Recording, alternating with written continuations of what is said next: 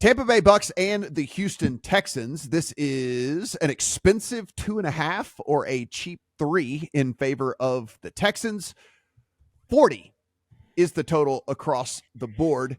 Steven, no play for me on this one. Don't want to get involved in really any way, shape, or form. I think the Bucks did outside of just the commentary, that I think the Bucks did their whole franchise a disservice by not moving some pieces off this team and trying to actually rebuild.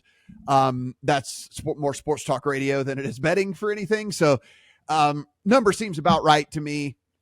Texans, looks like Pierce is not going to play, which I think is probably better for them because for whatever reason, they tried to run the ball so much last week. It's just kind of like, what are you doing? Let Stroud pass. And like, you're not good at running the ball as it is anyway. Like, just pass the ball. So I don't know. Seems about right to me. I don't have a play on this thing.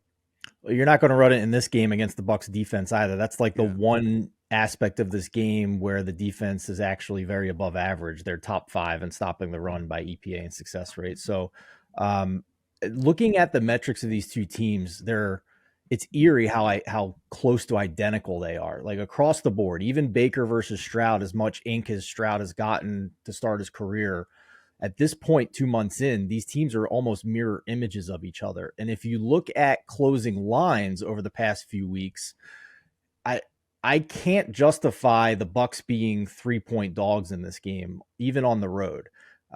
Even against Atlanta, one of their common opponents, if you strip out home field, it's basically implying that these two teams should be very close to a pick 'em on a neutral field. So I think there's 2 ways you can play this, and I opted for the teaser leg on Tampa Bay because the book that had reasonably priced teasers still had them at 2.5. So I took them up to 8.5 with the Browns as the other leg.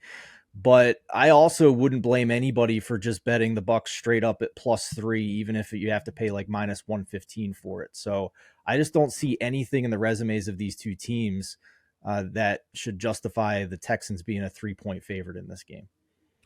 Adam, it looks like Baker maybe has regressed a little bit from the beginning of the season, but maybe it was just I don't know if maybe it wasn't even regression. Maybe it was just like, hey, look, we thought that he was going to be complete garbage, and he wasn't complete garbage. And so we're just kind of, hey, look at this. He's playing really well. But maybe that's not exactly what was going on here. Texans as an expensive 2.5 or a cheap 3. What say you? I don't think Baker has regressed to the point where we look at him as Baker who came in off the street for the Rams and beat the Raiders last year, right? I mean, he's still been pretty good overall. I'll pass on it. If I were to play it, my numbers would say to play Tampa.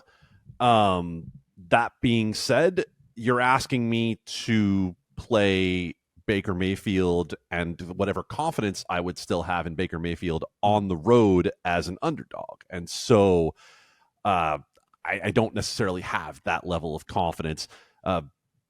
Liked Carolina last week against Houston. I think that was correct. But now you're bringing Houston back home against a potentially gettable pass defense in the Bucs. There's just enough uncertainty here that I'll take a pass on it. Extra rest too for Tampa. Yeah, there is all of that. I just can't shake, and the reason I can't get to I can't shake the fact that I think the injury to Pierce and then what they learned last week and the fact that you can't run on the Bucs efficiently almost works in the Texans' favor to be more efficient with their play calling and like actually play better. So I don't know. I can't quite get there on that one.